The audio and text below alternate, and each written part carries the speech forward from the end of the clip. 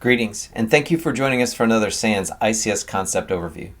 I'm Don C. Weber of Cutaway Security and a certified SANS instructor. In this concept overview, we will be discussing hardening standalone Windows systems and how to improve their security. To do this, we will review the Powershell Script SAWH, Standalone Windows Hardening. This script is designed to reduce the attack surface of Windows systems by modifying the network interface, firewall, and operating system configurations. If you enjoy this video and the topics we cover in the SANS ICS Concept Overviews, be sure to like and subscribe to this channel. Leave a comment if you have a question about this topic or suggestions for future content. Okay, thank you for joining us for another SANS ICS Concepts video. This time I wanted to talk about one of the concerns that I have whenever I'm going into a control environment and doing an assessment is I'm always coming across Windows systems, standalone Windows systems that aren't connected to an Active Directory domain that have network services running. In other words, they have network services on these Windows systems that are presenting an attack surface to threat actors that do gain access or have access to our Windows environments. And let's see an example of that. Before we started, what I did is I have a Windows system and I did a quick scan, did a quick Nmap scan of that system. And we can see that I did, here's the Nmap scan. I just checked all of the Windows service ports. Okay, so 135, 137, 139, 445, and 3389, and those are TCP ports. And I scan that for information about that system. And we can see that it has multiple Windows services running, and we can actually interact with those services. That's what the S-SV and the SC is. It's getting a versioning information from that service and also running some Nmap NSE scripts on it, and we can see that we have multiple open ports. It's responding to terminal services, so we have RDP running on there. We can see that NetBIOS is running on the system as well, and that we can do SMB interactions with these systems. The concern here is that if an attacker is in this environment, gains access to the environment, and gains credentials through some other mechanism, and they'll be able to use those credentials to interact with these standalone systems. Okay? Most of our standalone systems are operating as human-machine interfaces, HMIs, that are providing view and control of our process to our engineers and our operators. But those systems aren't providing any service. In other words, they are reaching out to other servers within our level 3 environment, getting those objects, getting the data back from those systems and displaying it to our operators and our engineers. There's no need to connect to it, with maybe the exception of terminal services or RDP. In that case, if attackers can gain access to the system, they would have the same control over our process like our operators and our engineers that gain access to the system as well, meaning that they could they could definitely view the process, but they might even also be able to control the environment. And if they can interact with it via SMB, they can run their commands remotely, make modifications both to the operating system and potentially to our process. So we want to deny them those capabilities. And I was thinking about this. Typically, the way that you do this is you leverage Windows security templates to make modifications to the systems. But a lot of people, administrators and definitely engineers, they don't like doing that within their control environment because the security templates, the security policies, they've got a lot of configuration settings. And if you implement it the wrong way, you might turn something off that the system actually needs, and that would cause a problem within your process.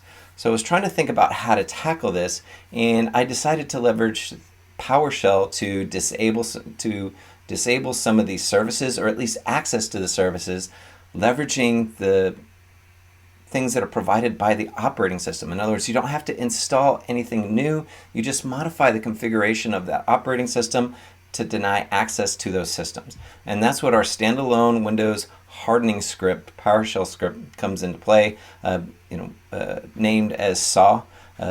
just came up with that name. So you can download this script from the Cutaway Security GitHub repository, and I'm going to demonstrate how to do that. But first, let's talk about the operating modes. First of all, there's a warning. These are going to be run within your process environments. You want to do this in a test environment first. So if you have a test HMI, you can run this script on that one, and this would provide you the understanding of what it's going to do to your system. If you run it on that system and you're still able to interact with your process, then you're good to go, and you can feel safe to run this in different areas of your process to reduce your attack surface. Okay, but you don't want to do it without testing. You don't want to do it in production without understanding what modifications are going to be made. To help understand that, we've got a different running modes. Okay, so first of all, we have our check running mode, which just prints out information about the configuration for the script, because the script is modifiable, and it also prints out information about that specific system. So what are the current configuration. You can use this to baseline your systems to get an understanding of what is running and what's not running. Because over the years, your administrators, your vendors, and your integrators could have done different things on your systems. And if you want to understand your attack surface, understand the configuration of those systems, then you can just run the check, output that to a file, store that off, and now you have a baseline of all your HMIs. Okay. If you want to use this script to reduce your attack surface, you can run the disable capability. All this is going to do is this is going to look at your configuration, determine which features you've turned on or turned off within this script, and only run the things that you've turned on or enabled. Okay, and that's going to check things like the network interfaces mode. So whether it's private or public, it determines whether or not that interface is serving up some of those Windows services. It checks to see if NetBIOS is enabled. It looks at some of the bindings like IPv6, some of the LLTP, link layer topology discovery capabilities, which are associated with an Active Directory domain. So if this is not connected to a domain, you don't need to enable those services. Really important, it disables client from Microsoft Network and also file and print sharing from Microsoft Networks. There's no need for these systems to be providing those capabilities, and so we can go ahead and disable them. It also sets up firewall rules. The Windows host-based firewall is an excellent mechanism to help reduce our attack script. Even if we were just doing this one modification to the system, it would probably improve the security and the resilience of these systems within our environment. The setting for RDP, I do provide the capabilities of disabling RDP, but that's not enabled by default because a lot of organizations, they actually leverage terminal services, RDP, to log into those systems. Their engineers might be doing it to have remote access to that system. So while you can configure this to disable RDP on the systems, right now that's disabled by default. It also disables SMBv1. This is a recommendation by many security experts and also by Microsoft. Nobody should be leveraging SMBv1. If your vendors and integrators tell you that it's necessary within this environment, you need to have a serious discussion with them as to why they haven't moved away from it, and you need to get off it as quickly as possible because threat actors are actively leveraging SMBv1 to gain access to your systems and run remote commands, which is going to have a negative impact on your process availability. So those are the different things that are provided by SAWH.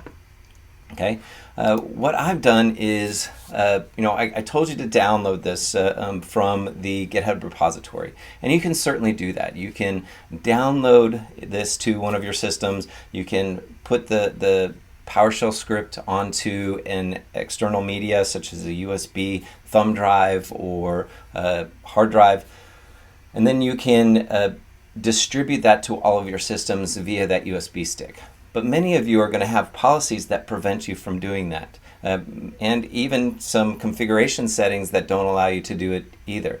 So I want to demonstrate in this video how to download this script from a web server on a local system, much like I did with the CHAPS. If you watch the CHAPS video, we use this technique as well, and we're going to do the same thing here. So right now what I have and what we're looking at is the Control Things VM, which we use to teach the ICS 410 class.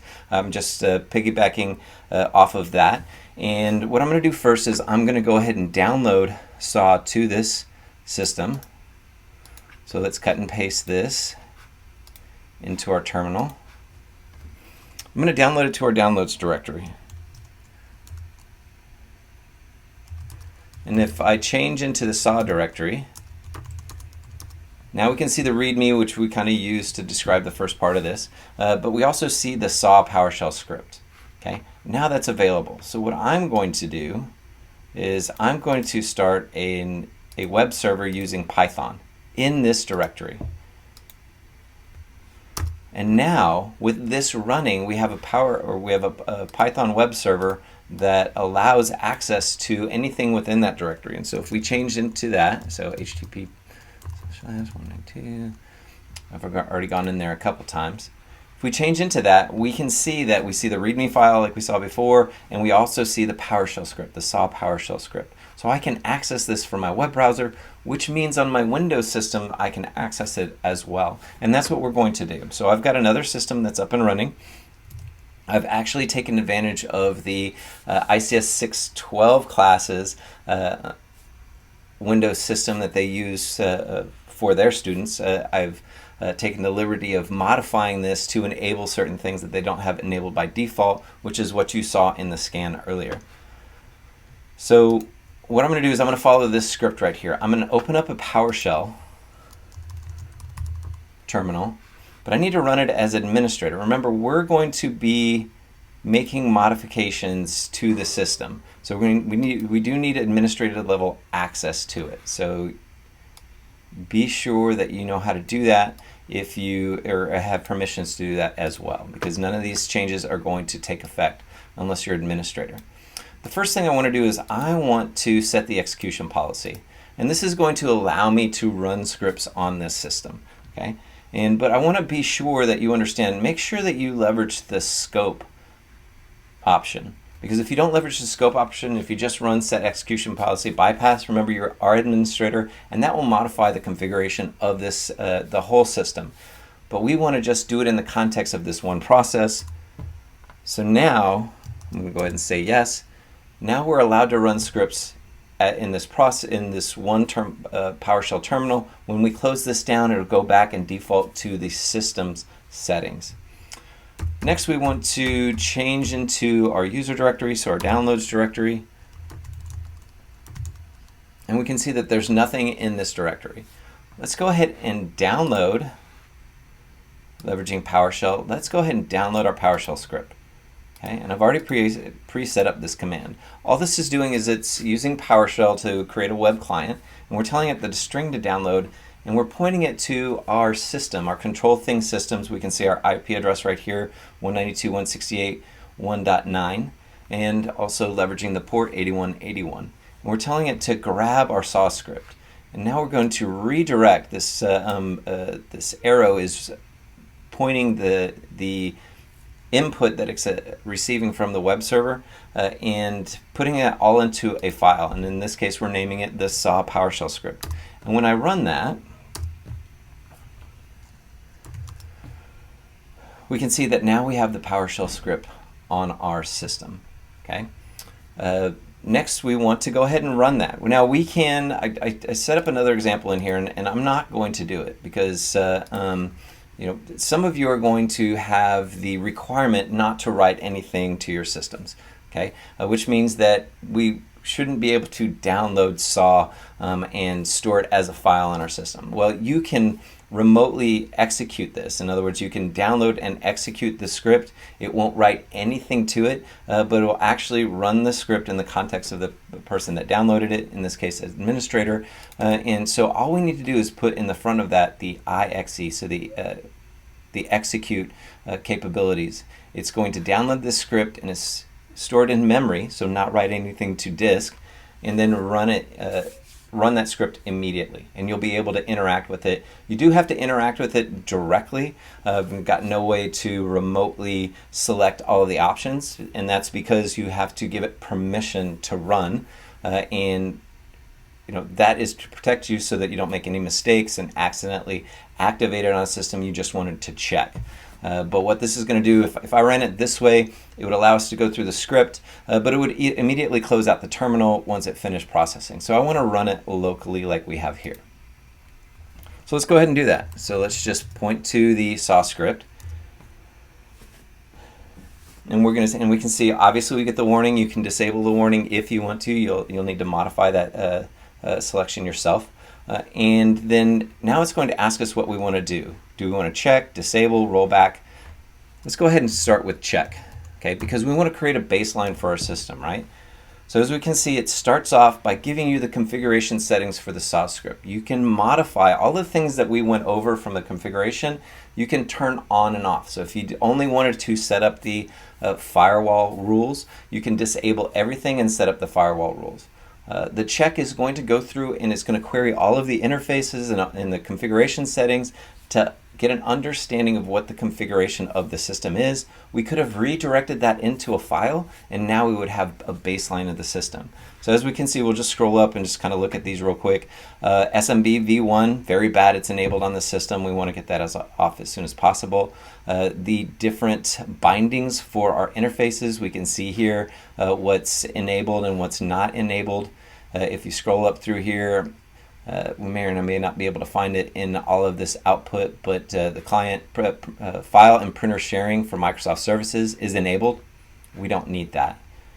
If I scroll all the way up, we'll see that our interface is set to public, so it's allowing connections to those Windows system or to those Windows services. We would prefer that be private, set to the private setting to allow the operating system to manage it itself. Okay. So that is the check. But let's go ahead and run it again, and this time we want to disable. I mean, the whole goal of this is to disable the services to reduce our attack surface.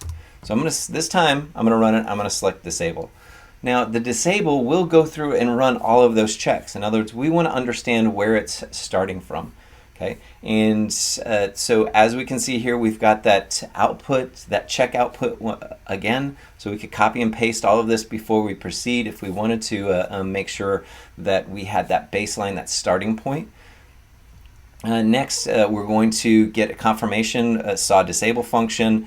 Do we want to proceed? I'm going to go ahead and hit yes, which means that it's going to make the modifications that we see on the system.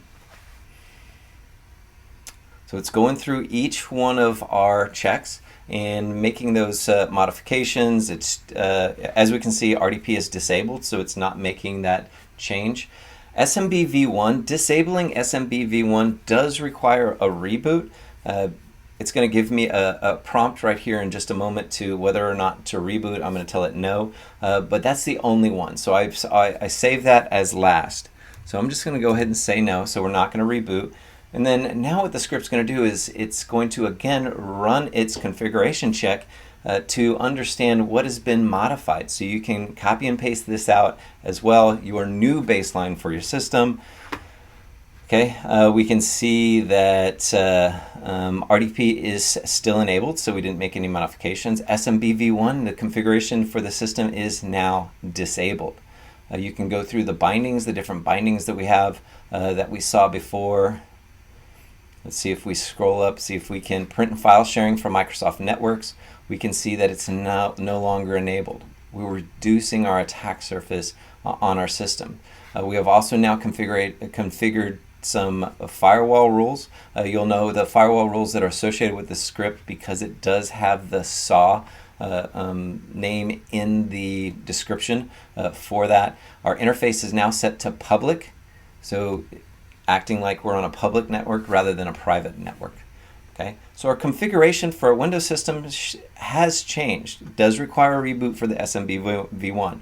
So now let's go ahead and go back over to our control things, and let's run our scan again. This time, let's just run it on, let's see what ports are open on the system right now. I'm actually using the T5.